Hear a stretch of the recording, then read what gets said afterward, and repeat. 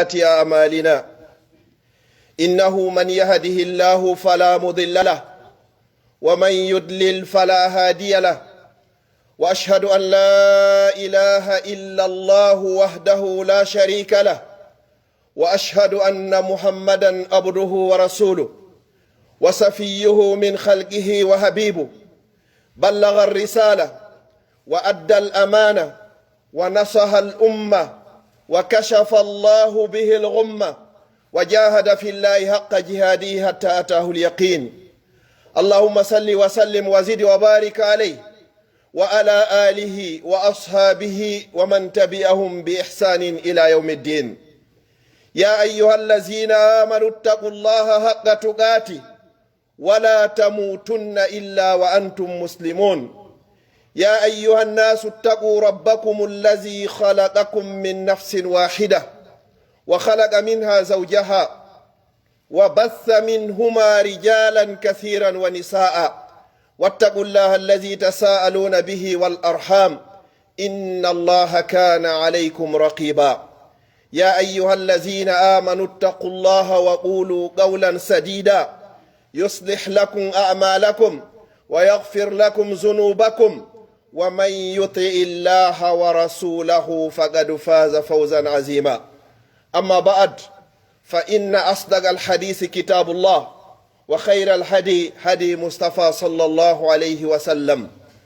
وشر الأمور محدثاتها فإن كل محدثة بدعة وكل بدعة ضلالة وكل دلالة في النار. أجارني الله وإياكم وسائر المسلمين من النار. أما بعد، فيا عباد الله، تبتم جميعا وتاب منساكم وتبوأتم جميعا من الجنة منزلا.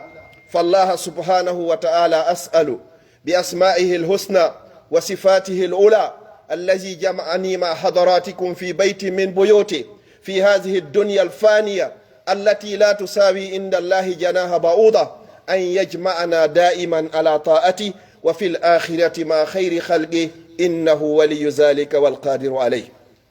أحبتي في الله، فائروني بالقلوب والأسماء أسأله سبحانه وتعالى أن يجعل كل كلمة أقولها هنا خالصة لوجه الكريم، وكما أسأله جل في علاه أن يجعلكم من الذين يستمعون القول فيتبعون أحسنه أولئك الذين هداهم الله وأولئك هم أولو الألباب. أحبتي في الله، musidɓe julɓe tedduɓe, ɓawo en yettude o bajjo seniiɗo wawɗo mo ronkata wiyeteɗo Allah juula e ɓurnaɗo tagi fongo sallllahu alayhi wa sallam, kanko e ɓeygure makko e sahabaɓe makko e kala wonɗo e laawol ɓeɗo ila yawmi alqiyama, yo Allah waɗu en e maɓɓe. haray musidɓe julɓe tedduɓe, ɗen jarna subhanahu wa taala o moɓidirɗo en e suudu jeyandu e cuuɗi makko e hoore o aduna mo anduɗen o jogaki valeur ka subhanahu wa taala yeru embere gabi tawwol sonsoliwi. nelaɗo sallallahu alayhi wa sallam e maki hara o aduna himo jogino valeur ka Allah subhanahu wa taala wano o jogori valeur ka meɗen ga enen wasugol andugol wo kefeero yaratano e hoore oɗo surɓande wotere ndiyam, walakin oɗo hiya duniyakum, oɗo ko aduna meɗen. musidɓe julɓe tedduɓe, miɗo yiɗi andintingol hoore an andintina on maako nelaɗo sallllahu alayhi wa sallam mo ittani en ɗum aba hurayra radiallahu anhu wa arda, mo yaltinani en ɗum imamul bukhari e imam muslim haysu qala annabi sallllahu alayhi wa sallam haqqul muslimu ala almuslim khamsun wa fi riwayatin haqqul muslimu ala almuslim sittun wa minha ayuha alahibba raddu salam وإيادة المريض واتباع الجنائز وإجابة الدعوة وتسمية الآتس، وفي رواية إذا نصحك فانصاه أو كما قال عليه الصلاة والسلام. musidɓe julɓe tedduɓe, mi andintina hoore am, mi andintina on e o khutba meɗen ɗo aɗo mi natande yewtere himɓe yetta subhanahu wa ta'ala tawayɗo hande nde ñalande juma ɗo hutuba an on ko woni wadde ko e nder États-Unis d'Amérique haray e nde saare wiyetende Indiana ɗo. yontere hande wano wani hari miɗo e leydi goo, hande miɗo ɗo ɗum ɗo fof koye koddiral subhanahu wa ta'ala. nelaɗo sallllahu alayhi wa sallam e maki wo haqqe julɗo e dow julɗo musidɗo makko ko piiji 5. riwaya goɓe inni ko piiji 6. ko wi'ete non haqqe koko tawata kon si a jonnitari lanka aduna ɗo yawmal qiyamati en feƴƴoytame hettari ko ɗum ɗo wiyete haqqe. An e goɗɗo noon si on wondi ko ya eto hattirde e etagol haɗa ko kanko yaadi e haqqe ma an a yaadari e haqqe makko. Fi hon ɗum yawmal qiyamati jonnitiroygol ngol ton haqqeji ɗin koye moƴƴi ma ɗin woni ko rewroyte, ko imma baraji julde ma nden, ma imma baraji korka ma kan, ma imma baraji hajju ma on, ma imma baraji umra ma imma baraji sadakaji ma imma baraji ko jantiɗa inde Allah ko insiniɗa ko julɗa e ɓurnaɗo tagef sallallahu alaihi wasallam. Si tawi goɗɗo ɗa joganimo yawmal qiyama haray ko ɗo woni ko rewroyte. So inni Allah oɗo o toñino lan miɗo faala hettude haqqe an on e juuɗe makko, ndarama tawama ko non woniri ɓay subhanahu wa taala on o daali wama rabbuka bi zallamin lil abid, joomi ma dey wona o toñayɗo jiyaɓe makko ɓe. ƴette hande kadi baraji ko horunoɗa kon oɗo o jonnite, baraji ko hajjunoɗa kon oɗo o jonnite, baraji ko ittunoɗa sadaka oɗo o jonnite. ko non jonnitirte ha hara o bani adama ɗo o luttira hay e hunde ko yarata aljanna. subhanahu wa ta'ala dalana malaika ɓe khuzuhu fa khullu summa aljahima sallu, nange oɗo kolmon mo jolkonmo ƴettoɗon bugoɗon mo ka nder yite jahannam. o gollino ka aduna ga hattirde e gollugol, o wakkilino ke noneje dewe ɗen fop, kono ko honɗum waɗi tawata hande o hetti joddi makko ni yeeso subhanahu wa ta'ala, kono o wawari nafitorde ko sabu bone ɗengal makko ngal. su'ila nabi sallallahu alayhi wa sallam an akthar ma yudkhilu nnasu nnar, e laaɗon ɓe landanoma ko ɓurata naadoyde yimɓe ɓen fappu yite jahannam. fa ajaba nabi sallallahu alayhi wa sallam qaila alfamu walfarj. wa fi hadithin akhar qala alhabib man yadmanu li ma bayna lihyayhi wa ma bayna fakhzayhi admanu lahu aljanna. nelaɗo ɓe landanoma ene ko honɗum e honɗum ɓurata naadoyde yiite yimɓe ɓe yiite jahannam. honɗum nelaɗo sallallahu alaihi wasallam ɓe jaabi ɓe waaki ko ɗengal ngal e awra on. nelaɗo sallallahu alaihi wasallam ɓe landi ɓe maaki wo kala on wawuɗo renandeɓe jogitanoɓe ɗengal makko ngal, o jogito ko woni hakkunde buse makko kon ɗiɗi, wo haray ɓe ƴettanimo garanti wondema pelleto naata yaljanna. joni noon musidɓe julɓe tedduɓe teddirɓe diina, si goɗɗo aroy yewmal qiyamate ko ɗum ɗo wonayta probléme makko hande kadi a golliyo kono a ñoyi, a waddidiri, a bonni inde goɗɗo, a toñi goɗɗo, a ñaami ñetewu goɗɗo. nelaɗo sallallahu alayhi wa sallam ɓe maki iyakum wal ghiba, womi rentini on hattirde e rentirgol on wal ghibati e ko wiyete konñoore. a innay sahabaɓe landiti ene ko honɗum woni bone ñoore ya rasulallah. fa qala alhabibu sallallahu alayhi wa sallam iyakum wal ghiba fa inna al ghibata ashaddu min azina, aw kama qala alayhi salam. womi rentini on hattirde e rentingol e ko wiyete ñoore. ande dey ñoore bakkatu muɗum hino mawni hino hulɓini ka Allah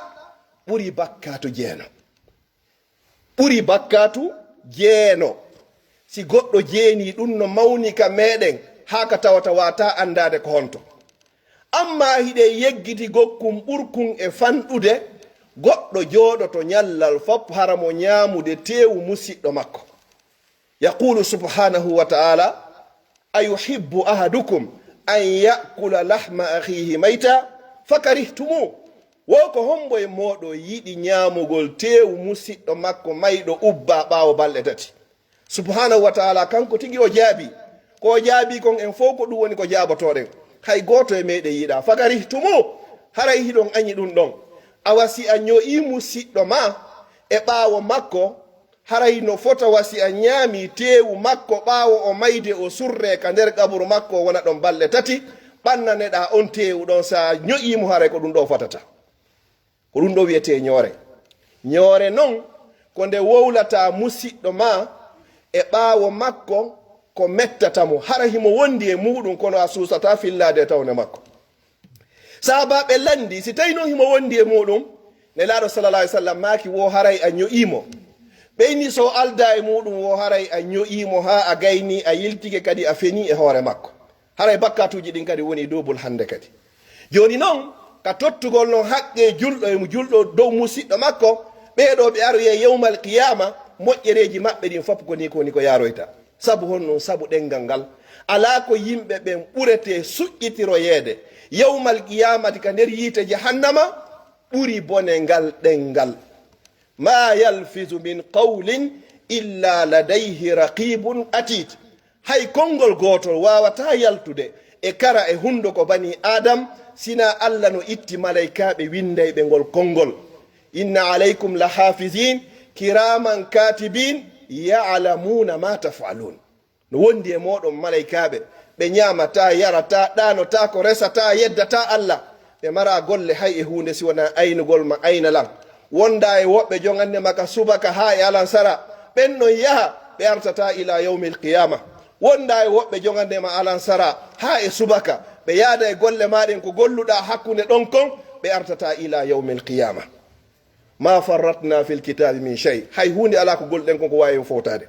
joni noon haqqe julɗo e dow julɗo musidɗo makko piiji jowi goo on ko raddu salam ko ruttugol salminago musidɗo ma julɗo son fotti haray ko ya innumo assalamu aleykum o innama wa aleykum salam kama qala subhanahu wa ta'ala wa iza huyitum bitahiyatin fahayyu bi ahsana minha aw rudduha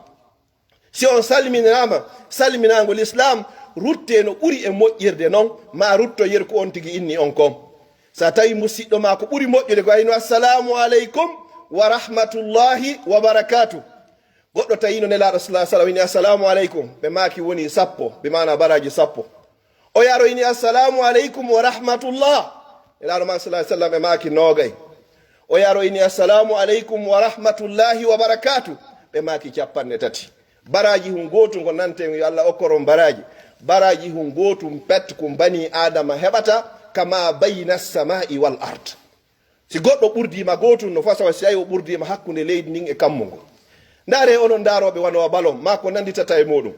ɓe naɗi club ji ɗo ko woni ko premier division ɓeɗo ko deuxiéme division goɗɗo no iwra premier division arta deuxiéme division sabu o perdimo no mankanimo poyen goto pet so timminino on non o wonayno dow ton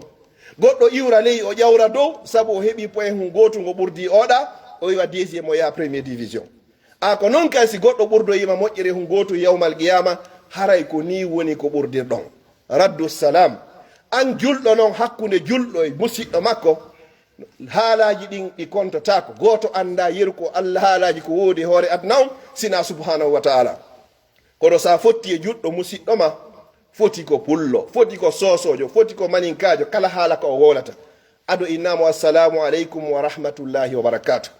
kan kadi o ruttanama ɗum ɗo si watton non noon ta naala toon hiɗon e jaam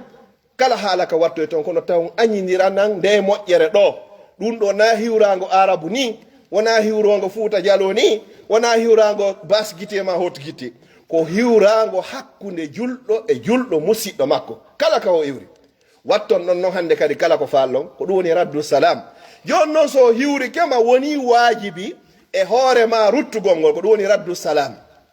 haqqe ɗiɗaɓon ko iyadatul marid ko ndaroygol nawnuɗo sa humpitike musidɗo ma julɗo hino nawni woni wajibi e hoore ma ya yaw ndaroyamo sa yehi ndaroygol mo fodde hiɗa ka woni ɗo no fota wastayi hara hiɗa fubbade e wenduji jeyandu e wenduji aljanna